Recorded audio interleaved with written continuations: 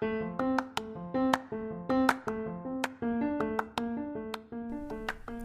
TJPS listeners, have you ever thought about starting your own podcast?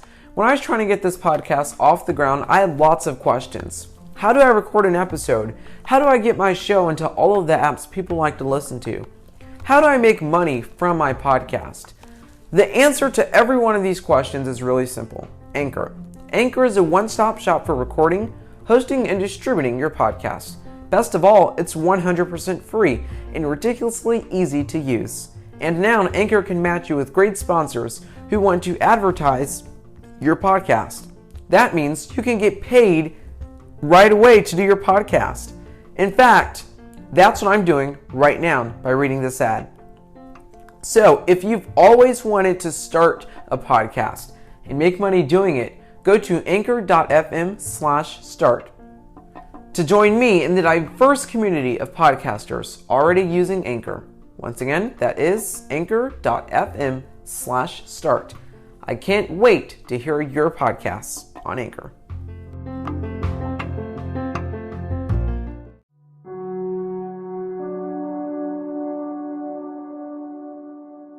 Thank you for joining me on this Sunday. Today I present to you a TJPS special, the Oklahoma City bombing. 25 years ago today, at 9:02 a.m., a massive car bomb explosion annihilated the entire side of a 9-story federal building in Oklahoma City, killing 168 people, including 19 children, inside a daycare center. A decorated Gulf War veteran was later convicted for the attack. More than 500 people were injured, and more than 300 buildings in a 16-mile radius were either damaged or eradicated. The building where this event transpired is now a memorial site to honor the victims. It was absolutely pernicious and an act of diabolical behavior. We will always remember this day. We will never forget those lives lost. And listeners of the Jeremiah Patterson Show, I present to you a TJPS special, the Oklahoma City bombing.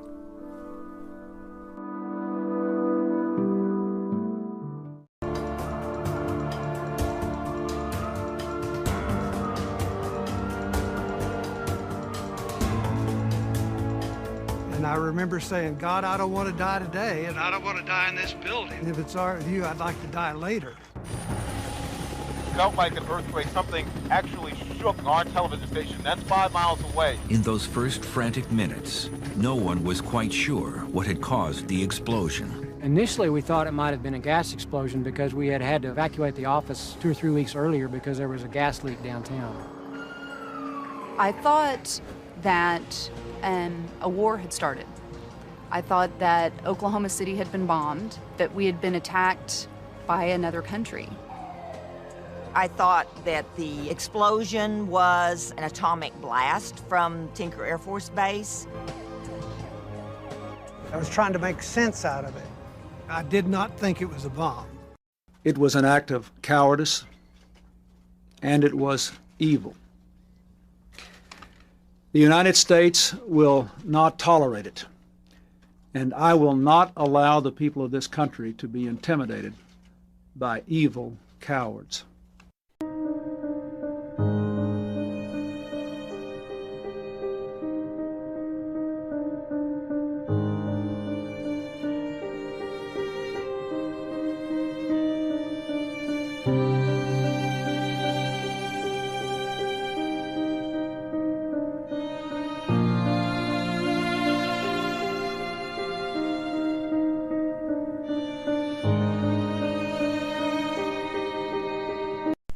What you're about to hear is me interviewing Miss Terry Talley.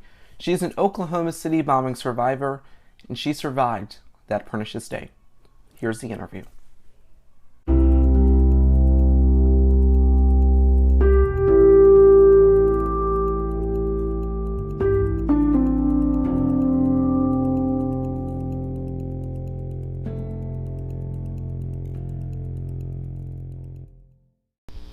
Alright everyone, welcome back. Joining me now is Miss Terry Talley. She's an Oklahoma City bombing survivor.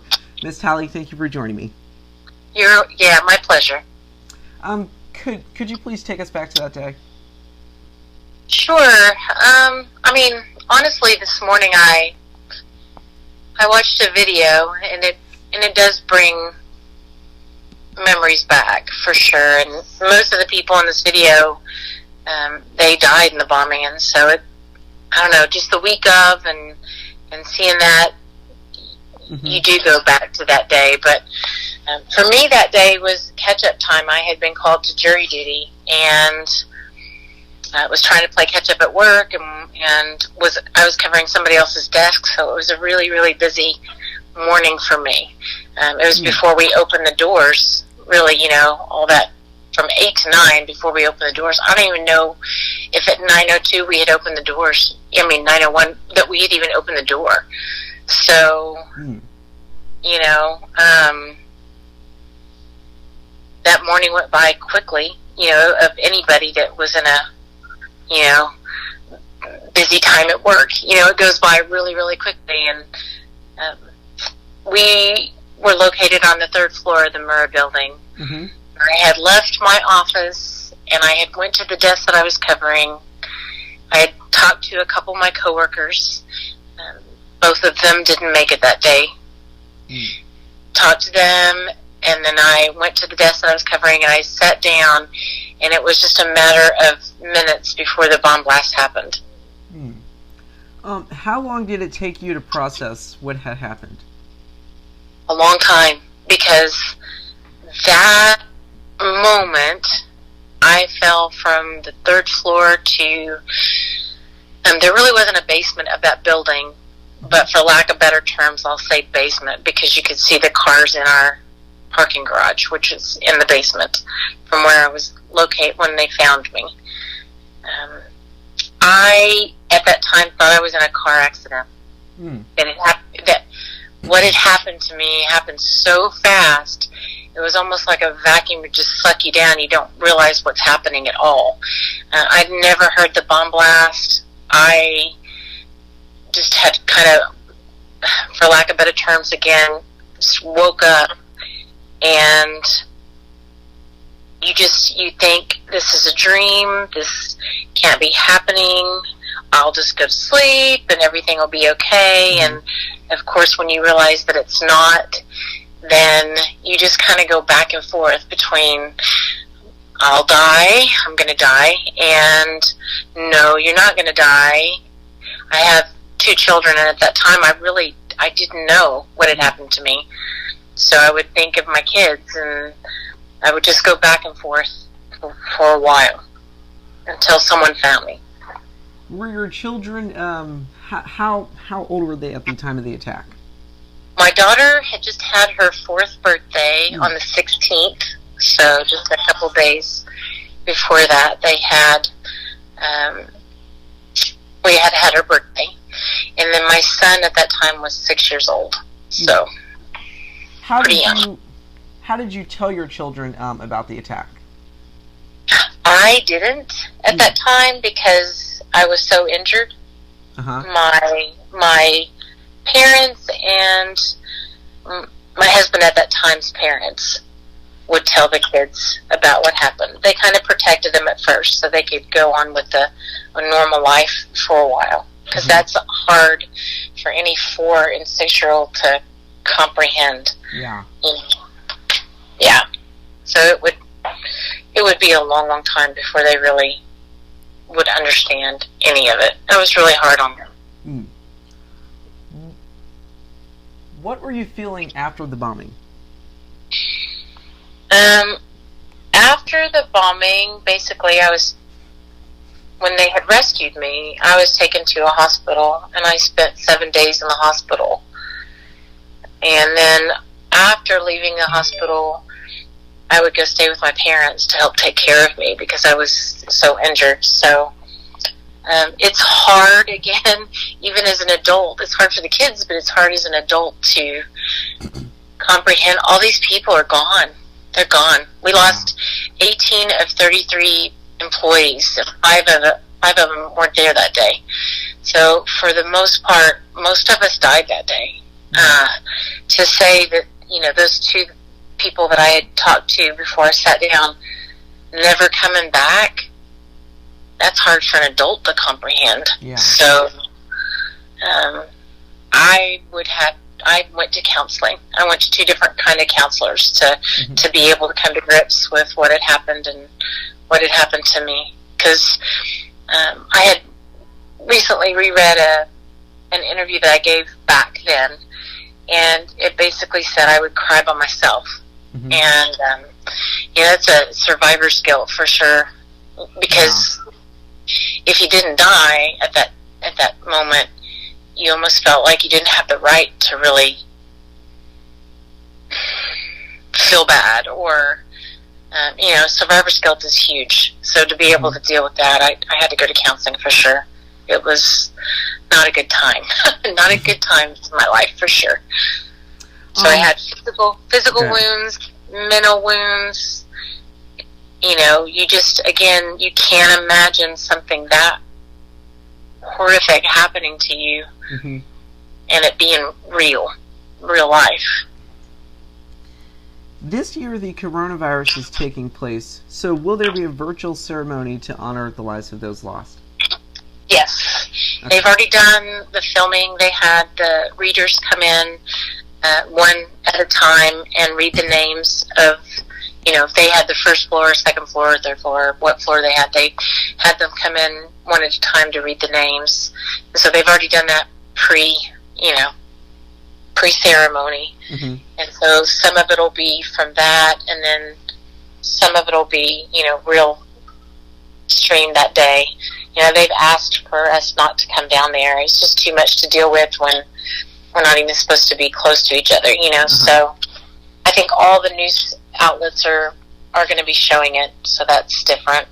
Usually it's only Channel 4 here, a local channel here, NBC. So it'll be nice that it's on most media outlets here.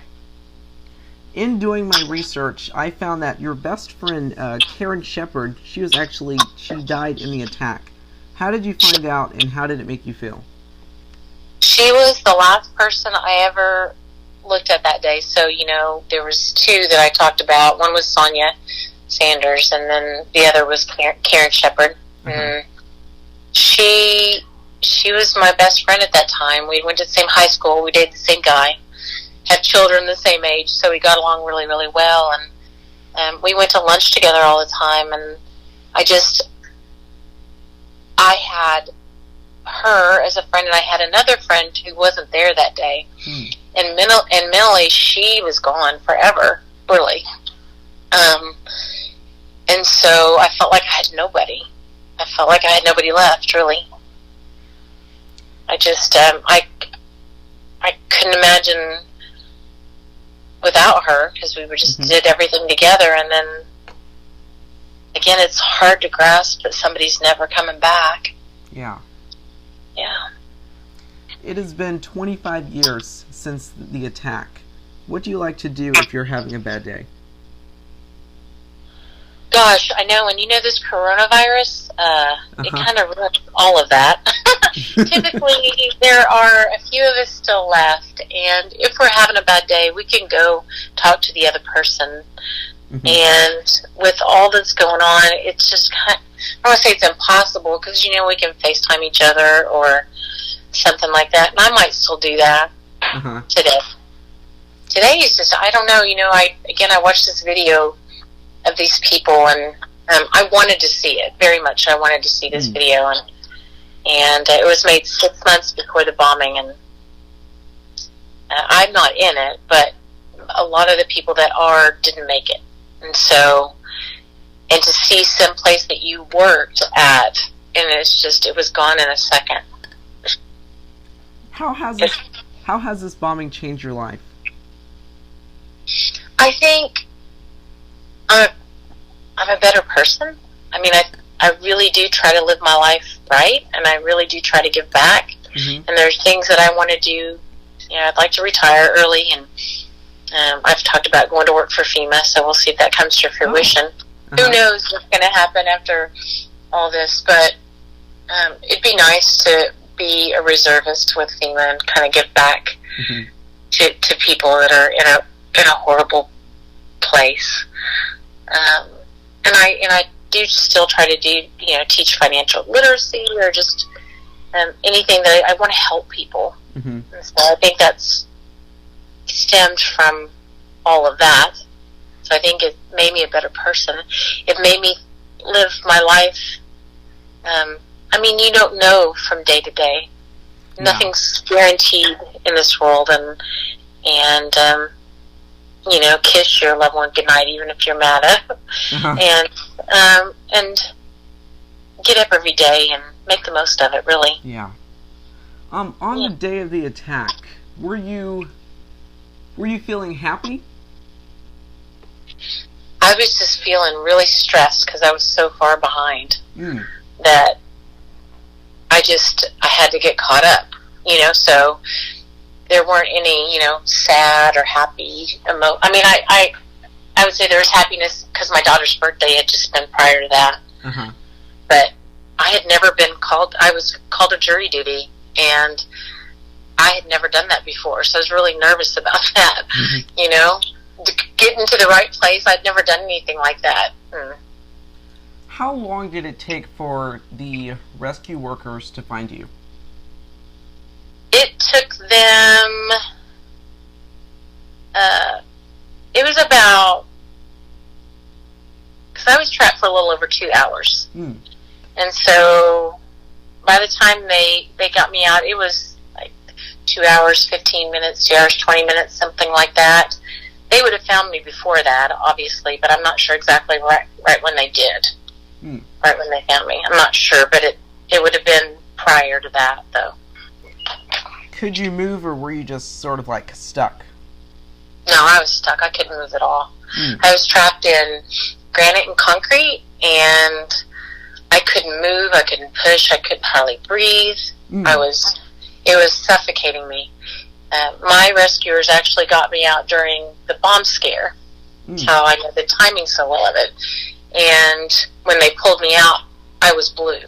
It was squishing me to death. Wow. So they actually stayed during that time. If they wouldn't have stayed, I wouldn't be here. It would have suffocated me for sure. Yeah. How did your parents react to the bombing? My mom, was just like any mother, where she just didn't know, and she just had hope. We didn't have cell phones like we do today, and they would just go downtown and put my name on a list and just pray for the best. They found out probably about an hour after me getting out. They found out, and it's just such relief to be able to come down and see me, and I don't think my mom ever left my side. So, yeah. When you look back on that day, what exactly does it mean to you? To me, I like to look at it now as resilience, that, even the worst of conditions, someone can come out and still live a good life and be thankful for what they have, and to really, make the most of it. If you always stay stuck in that day, then I just think, what a miserable life that you have. Yeah. We can't change, and I feel so lucky to honor the people that we lost. I talk about them quite a bit, and make sure if I ever, talk to anybody, that these people were real people. Sometimes I think we just hear their names, but I like to look at their faces, and I like to tell funny stories about them. And I worked with some great ladies, and they should always be remembered. So I think that's the most I can do for myself is just to honor them and just get on with my life, really. What's your message to those who are struggling with something and looking for hope right now? I think if, counseling and going to see a psychiatrist, that's everything. I really hate that there's a stigma attached. You think if I go to somebody, I must be crazy. I wasn't crazy. It's just, they specialize in that for a reason. Because I was a clinical social worker. She dealt with post-traumatic stress, and that she was the most helpful to me. It was just how to work through things and to move past that survivor guilt and to move on with my life. Yeah. If people don't get counseling, I mean, they don't have to be in such a horrible thing as the bombing, but if they don't get counseling, I don't know how you ever move past something terrible that's happened to you. And I think it's so important to go and seek that. It's the only thing that was able to help me. All right, once again, my guest is Miss Terry Talley. She's an Oklahoma City bombing survivor. Miss Talley, thank you for coming on the show. Thank you so much. All right, we'll be right back. Thank you, everyone, for listening to this episode of the Jeremiah Patterson Show. Have a great day. Stay hopeful, stay healthy, and stay safe.